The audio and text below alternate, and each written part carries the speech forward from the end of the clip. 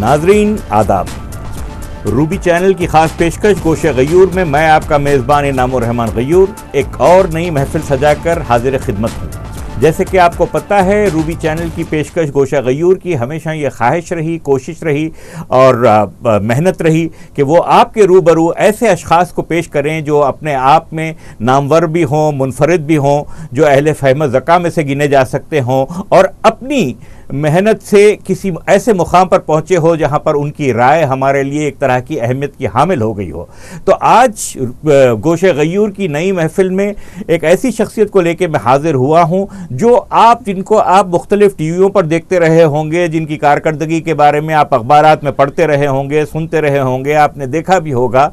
उनको आज ख़ास तौर पर इस स्टूडियो में जहमत देने की वजह यह है कि हालिया दौर में कुछ इनिशिएटिव्स, कुछ ऐसे नए इक़दामात हुए हैं और आने वाले दिनों में कुछ ऐसे वाक़यात, ऐसे इक़दामात होने वाले हैं जिसके अंदर मुमकिन है कि उनकी रहनुमाई हमारे नाजरीन, खुसूसन नौजवान नाजरीन के लिए किसी तरह से कारआमद हो सकते हों। तो आइए सिलसिला गुफ्तगू शुरू करते हुए पहले खैर मकदम करते हैं जनाब सैयद मजहर हुसैन डॉक्टर साहब का, जो PhD हैं और फ़िलासफ़ी में जिन्होंने PhD किया और बहुत सारी खूबियों के हामिल हैं। अपना बाकी तारुफ वो आहिस्ता आहिस्ता खुद ही देते चलेंगे। तो वेलकम करते हैं जनाब मजहर हुसैन साहब का। मजहर हुसैन साहब, खैर मकदम है आपका रूबी चैनल के गोशे गयूर में। Thank you very much. जी मजहर साहब, आप कोबा कॉन्फेडरेशन ऑफ वॉलंटरली ऑर्गेनाइजेशन से जुड़े हुए हैं। 20 साल से आपकी कारकर्दगी लोगों की नज़र के सामने है। पहले कुछ अपने ताल्लुक़ से बताइए, फिर कोबा के ताल्लुक़ से बताइए।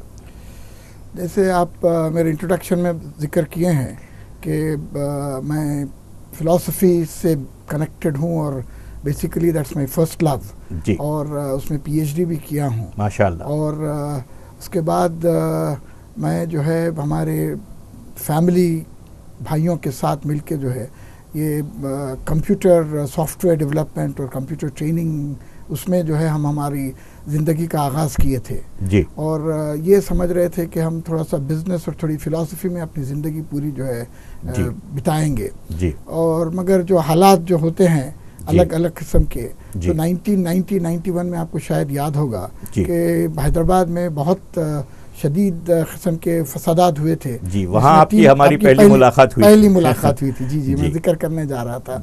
और उसमें 300-350 लोग जो है मारे गए थे, फर्स्ट टाइम इन हैदराबाद। और शायद कभी हुआ है ना, इंशाल्लाह कभी होगा इस किस्म का, आमीन।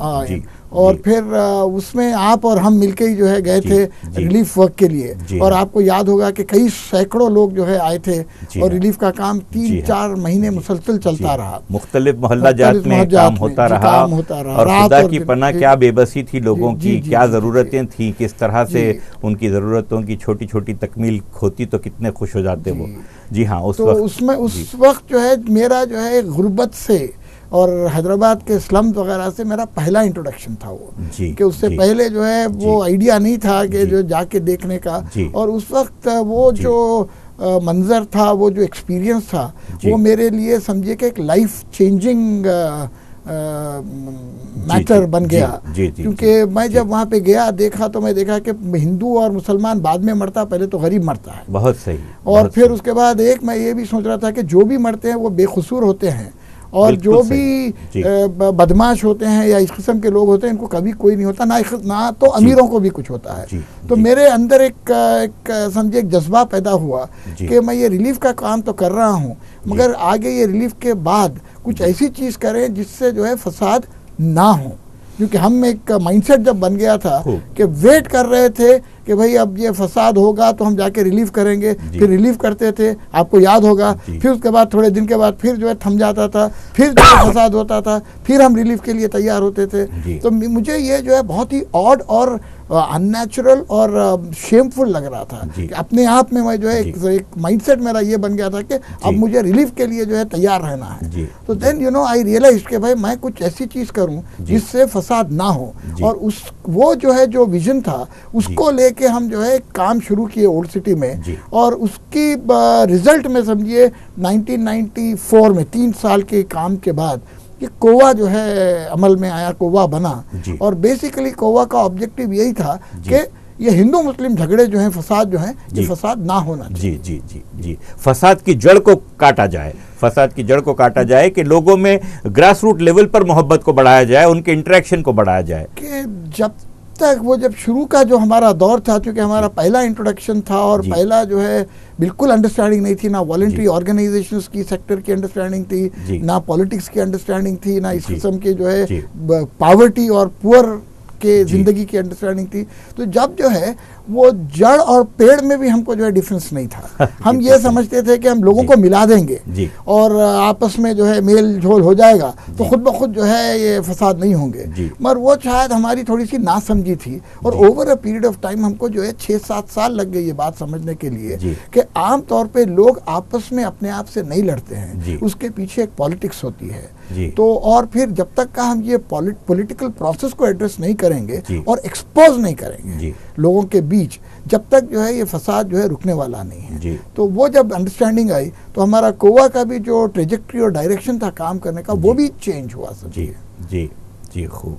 ये अवाम के तई खैर सगाली के ये जज्बात, ये खिदमत का जज्बा आपको अपने बुजुर्गों से विरसे में मिला होगा, उनके बारे में बताइए कुछ। बिल्कुल, वैसे तो जो है मतलब मेरे अगर से ददियाल का अगर से देखते हैं तो मेरे वालिद regional director medical and health services थे, मरहूम 2 साल पहले माशाअल्लाह, हुआ, और वो डॉक्टर सैयद अख्तर हुसैन। और वो जो है अपने आप में आज भी लोग उनको याद करते हैं कि एक गैर मामूली सर्जन ही ना थे बल्कि एक इंसान भी थे। जी, बहुत ही उम्दा इंसान भी थे।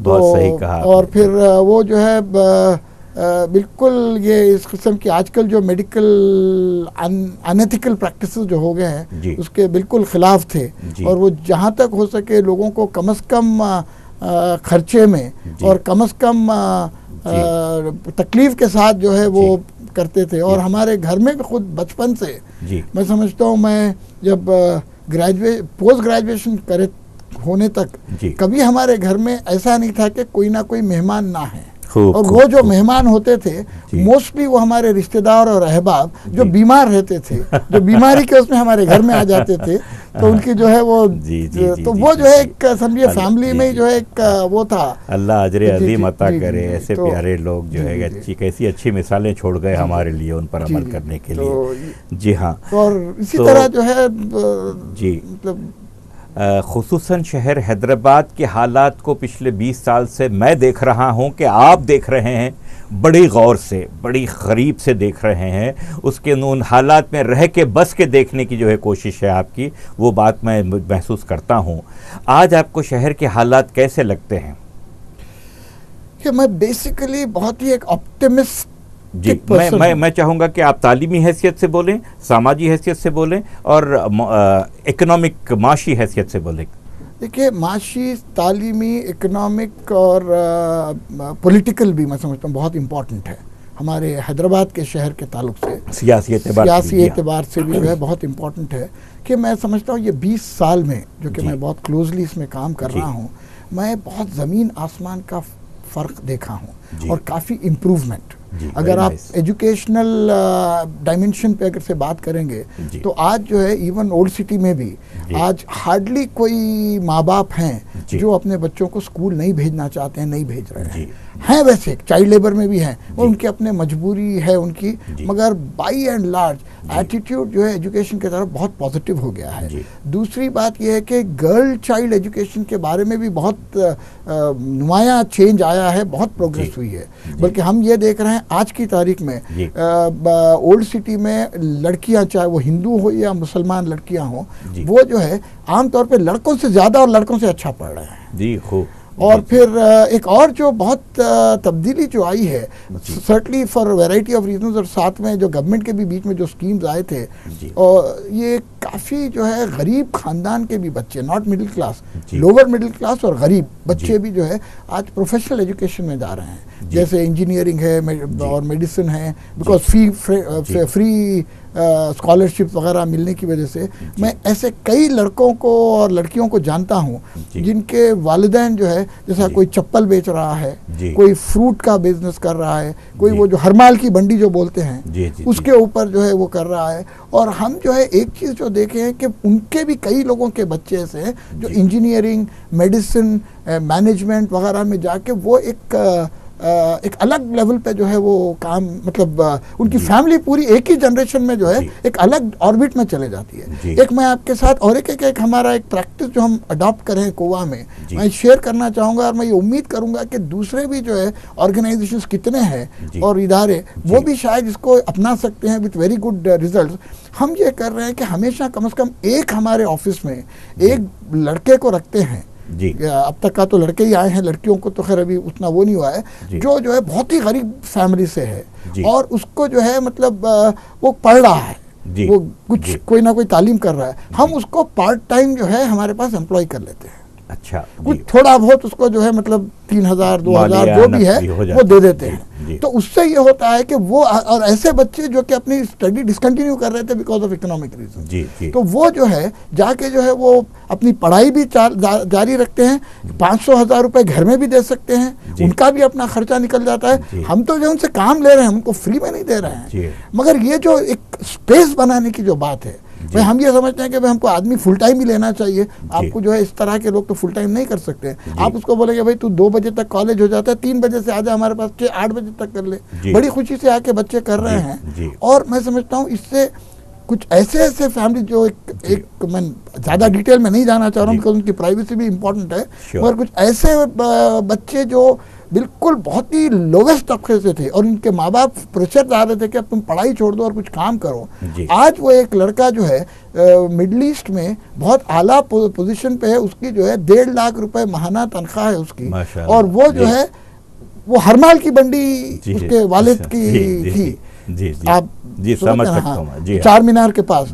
और वो जो है वो जब हमारे पास आया और पढ़ाई किया, वो बीटेक हम उसको हेल्प किए करने के लिए, उसके बाद जो है वो उसके अपने दूसरे भाई बहनों को भी पढ़वाया, उनकी शादी वगैरह भी किया, घर अपना जो है ओन खरीद लिए हैं। और आज जो है वो एक फैमिली की, just because we were able to give part time employment to this person. तो मैं समझता हूँ ये अगर से हम हर एक ऑर्गेनाइजेशन में अगर से हम एक बंदे को पार्ट टाइम इस तरह से चुन के देते हैं तो हम पूरी अपनी काफी जो है फैमिलीज को एक हायर डायमेंशन और ट्रेजेक्टरी में ले जा सकते हैं। जी। एक दूसरा सवाल जो ख़ास अहमियत रखता है आज की गुफ्तगू के मामले में, मैं उस पर आने से पहले वो जो इसी सिलसिले के एक सवाल को और करना चाहूँगा आपसे, वो ये कि जहाँ पर ये इंतहाई मुस्बित किस्म के, पॉजिटिव किस्म के असरात हमको देखने को मिल रहे हैं, दूसरी तरफ ऐसा लगता है कि खुसूसन बिलखुसूस ओल्ड सिटी के नौजवानों में ड्रग्स की, जुए की, गुटके की, ऐसी चीज़ों की जो है रग़बत बढ़ रही है या इसका चलन बढ़ रहा है इन लोगों में, जबकि ये माली तौर पर इसको एफोर्ड भी नहीं कर सकते।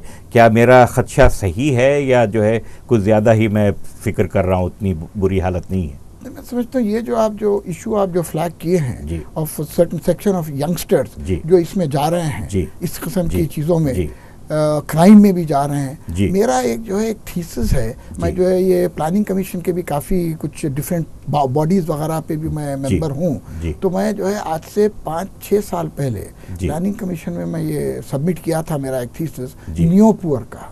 न्यू पुअर का जो टाइटल, जी वो न्यू पुअर का मेरा जो कॉन्सेप्ट है वो ये है कि इसमें ये आज से 20 साल पहले जो गरीब हमारे पास जो मानते थे जो होता था, वो रिक्शा चलाने वाला, रोज मजदूरी करने वाला, जिसकी जो एक 20 से 25 रुपए रोज की आमदनी होती थी, महीने भर की उसकी जो है 600-700 रुपए की होती थी।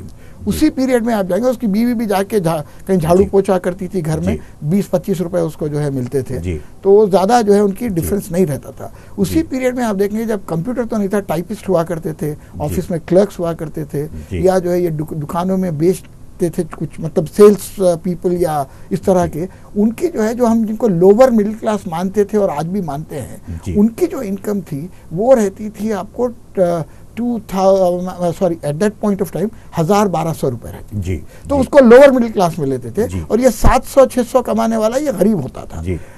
अब आज जो है ये 20 साल में जो डिफरेंस आया है, आज ये ऑटो चलाने वाला या रिक्शा चलाने वाला या जो भी रोज मजदूरी पे जा रहा है वो 300 से 350 रुपए रोज कमाता है। उसकी जो है 8 से 9,000 रुपए इनकम है और उसकी बीवी भी जाके 4 घरों में पोछा करती है, उसकी भी जो है कुछ इनकम है, मतलब 2-4 हजार रुपए तो आसानी से वो अपने बच्चों को भी जो है चाइल्ड लेबर में और उसमें डालते हैं। हमारी गोवा की तरफ से हम एक स्टडी किए थे, उसमें ये आया था कि इस किस्म की जो फैमिली है आज उनकी एवरेज इनकम 10,000 से 15,000 के बीच में जी।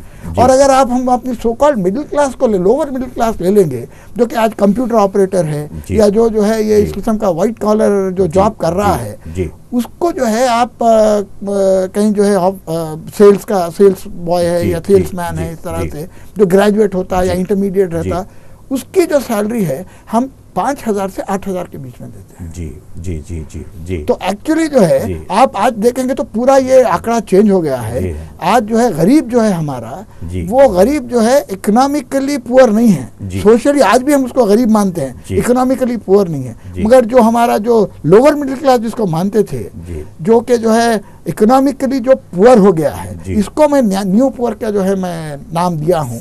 तो new poor are these people from the so called lower middle class, उनको हम भी गरीब नहीं मानते, वो भी अपने आप को गरीब नहीं मानते, और उनके अपने एस्पिरेशन जो रहते हैं वो मिडिल क्लास के एस्पिरेशन रहते हैं। अब यहाँ पे गयूर भाई एक जो बात जो आ रही है, ये जो सेगमेंट हमारी अगेन स्टडी के हिसाब से 20 से 25% हर सिटी में, शहर में और टाउन में इस किस्म के लोग हैं जी। और उनके जो है वो अपने आप को मिडिल क्लास मानते हैं, उनको तालीम का प्रीमियम रहता है, वो पढ़ते भी हैं, एटलीस्ट ग्रेजुएशन तक का या 12th तक पढ़ते हैं, और उनको जो है एस्पिरेशंस रहते हैं, मगर उनको अपॉर्चुनिटीज नहीं है, उनको जॉब नहीं मिलते हैं बच्चों को। इसलिए जो है एक जो प्रॉब्लम हो रहा है आज आप देखेंगे, ये जो पेटी क्राइम जो छोटा मोटा घर में कूद के चोरी कर रहा है, ये कर रहा है, तो गरीब आदमी कर रहा होगा या अभी भी, मगर ये जो चेन स्नैचिंग का है, गाड़ियां चुराने का है, लैपटॉप चुराने का है, या जो बैंक्स में जो है ये जो फ्रॉड्स कर रहे हैं, ये पूरे आपको ये न्यू पुअर कैटेगरी से आ रहे हैं जी। ये जो है हम सेगमेंट में हम वो नहीं कर रहे हैं। नॉट ओनली दैट, बल्कि एक जो तशवीश की बात है वो ये है कि हमारे ये जो सेक्शन के लड़के तो क्राइम में जा रहे हैं इस किस्म के, लड़कियां जो है they are again going into a wrong direction in terms of escort services है, डेटिंग के नाम पे कुछ हो रहा है, it's in a way glamorised prostitution बोलिए to a very large extent. तो ये जो है बहुत खतरनाक चीज है, और मैं प्लानिंग कमीशन में भी बात कर रहा हूँ, हम जो है ये बैंक्स में भी बात कर रहे हैं इसके लिए। रिसेंटली मैं जो है ये G20 की एक प्रिपरेटरी मीटिंग हुई थी रशिया में लास्ट वीक, तो उसमें भी मैं गया था, वहां पे भी मैं ये इशू फ्लैग किया कि भाई आमतौर पे पूरी दुनिया भर में और पूरे सरकारें जो फोकस कर रही हैं वो गरीब के ऊपर फोकस कर रही हैं। हमारे जितने प्रोग्राम्स हैं, स्कीम्स है, वो गरीब के लिए है, गरीब के लिए जरूर करना है हमको, मगर ये जो न्यू पुअर का जो सेक्शन है, बहुत बड़ा सेक्शन है, इसके लिए ना कोई सरकारी कोई स्कीम है, ना कोई सोशल सर्विस ऑर्गेनाइजेशन उनकी तरफ देखते हैं। सच है बिल्कुल। तो ये this is a matter of great concern. तो आप जो उठाए हैं, आप जो एप्रीहेंशन बता रहे थे कि क्या मैं एग्जैजरेट कर रहा हूँ, नहीं, आप जो दिए हैं वो अंडरस्टेटमेंट है, प्रॉब्लम तो बहुत बड़ा है। वाकई बहुत अच्छा ब्यौरा दिया आपने मेरे सवाल का जवाब में, बहुत सही कहा आपने, बड़ा अच्छा मंजर खींचा, और जो आपने जो टाइटल दिया है, उसको जो उन्वान दिया है न्यू पुअर का, वो अपने आप में काबिले गौर है, और उस पर काम जो है ज़रूर होना चाहिए। आप मजहर साहब एक और बात के मुबारकबाद के मुस्तहक हैं, शायद चलते चलते मुझे आपको बहुत मुबारकबादें देनी पड़े कि आप माशाल्लाह स्टेट बैंक ऑफ हैदराबाद के डायरेक्टर चुने गए हाल में, और उसके बाद वहाँ पर आपकी काविशें ऐसा नज़र आती हैं कि जो है मुस्बित रंग दिखा रही हैं। तो उसके ताल्लुक़ से बताइए कि नए स्कीमात क्या हैं, क्योंकि बैंकिंग सेक्टर ऐसा लगता है कि खुसूसन हमारे शहर के पिछड़े तबके को ज़रा इग्नोर करता है, तो क्या सूरत हाल है और उसको कैसे बदली जा सकती है? देखिए, मैं यहाँ पे सिर्फ as state bank of Hyderabad के डायरेक्टर के हैसियत से बात नहीं कर रहा हूँ, और ये जो है एक आम पूरे दुनिया भर में जो बैंकिंग का जो प्रॉब्लम है, और जो मैं स्टडी किया हूँ पिछले 4 महीने में जब से मेरा अपॉइंटमेंट हुआ है, तो मैं जो महसूस किया हूँ the entire banking sector all over, एक जो बड़ा डिफेक्ट है इसमें, स्ट्रक्चरल डिफेक्ट मैं बोलूँगा, वो ये है कि ये सारा जो पैसा जो बैंक में डिपॉजिट आता है, mostly it is from the poor, lower middle class and middle class. अच्छा जी। 80% 70% पैसा इनको ये सेक्शन से मिलता है। अच्छा। और जो पैसा जो लोन जो देते हैं जी बिजनेस करने के लिए, वो जो है ये गरीबों में या मिडिल क्लास में लोन नहीं जाता है। ये मैक्सिमम 70-80% लोन जो है आपके ये अमीर जो मल्टीनेशनल्स हैं और बड़े बिजनेस हैं वगैरह, अफ्लुएंट सेक्शंस को जाता है। क्योंकि क्या है, अब आपके पास मेरे पास अगर से 2-4 लाख रुपए अगर से आ जाएंगे, हम क्या करते हैं सीधे ले जाके फिक्स डिपॉजिट में जमा कर देते हैं या कुछ ऐसे वो कर देंगे, और वो जो है वो बैंक के पास जो है वो पूंजी आ गई है। और अगर कोई ये बड़ा सेठ है, चाहे टाटा बिरला अंबानी जो भी है, मैं समझता हूँ उनके बैंक में डिपॉजिट नहीं रहते हैं, उनके इन्वेस्टमेंट बिजनेस इन्वेस्टमेंट होते हैं जो बैंक से डिपॉजिट लेके मतलब लोन लेके जो है वो करते हैं। ये बात जो है बहुत अहम है, और जब तक का हम ये ग्लोबल लेवल पे चैलेंज नहीं करेंगे तो ये गरीब और गरीब होता चले जाएगा, अमीर और अमीर होता चले जाएगा, और उसमें जो गरीब को जो प्रिवेंट कर रहे हैं एक्सेस टू रिसोर्सेस, ये और बढ़ते चले जाएंगे। तो बट एक बात मैं ये आपके सामने ये रखना चाहूँगा कि गवर्नमेंट ऑफ इंडिया की तरफ से कुछ बहुत अच्छे जो है स्टेप्स चले हैं कि एक तो जो है कुछ साल से एक मैंडेटरी एक प्रोविजन है कि 40% जो भी नेशनलाइज्ड बैंक्स हैं, नॉट प्राइवेट बैंक्स, ICICI वगैरह वगैरह नहीं, बट जो नेशनलाइज्ड बैंक्स हैं, सारे नेशनलाइज्ड बैंक्स 40% अपने जो डिपॉजिट्स रहते हैं वो प्रायोरिटी सेक्टर को देना चाहिए। प्रायोरिटी सेक्टर से मुराद 22% जो है एग्रीकल्चर के लिए और 18% जो है ये micro medium and small businesses के लिए। तो ऑटोमेटिकली आइडिया ये है कि कुछ तो इसका पैसा एटलीस्ट 40%, 70-80% तो यही सेक्शन से आ रहा है, मगर कम से कम उसका आधा तो जो है इनके पास जाए। और गवर्नमेंट की तरफ से काफी क्लोज मॉनिटरिंग होती है, मगर फिर भी आई एम सॉरी टू से कि काफी बैंक जो है ये पूरा परसेंटेज नहीं कवर कर रहे हैं। बट अल्लाह की वजह से हमारा जो बैंक है state bank of Hyderabad and और एक बैंक है, वो 2 बैंक जो है they are being acknowledged all over. Recently हमारे जयराम रमेश भी जो है स्टेटमेंट दिए थे कि स्टेट बैंक ऑफ हैदराबाद जैसे कर रहा है उस तरह क्यों नहीं करते हैं। बहरहाल इसमें जो है मेरा अपना जो कोशिश रही है इसमें, तो बेसिक बैंक तो चलना चाहिए, बैंक का प्रॉफिट होना चाहिए, बट मैं अपनी जो कोशिश कर रहा हूँ वो ये है कि जो गरीब है और जो ये जो नियो पुअर सेक्शन है, जो मिडिल क्लास है, इसको जो है आपको एक्सेस होना चाहिए टू रिसोर्सेज जो बैंक देने चाहिए। और इसमें हम 2-3 जो वो लगाए हैं, मतलब पिछले 3-4 महीने में जो नए इनिशिएटिव्स हैं, जो इनिशिएटिव्स, देन उसमें एक तो जो है कि ये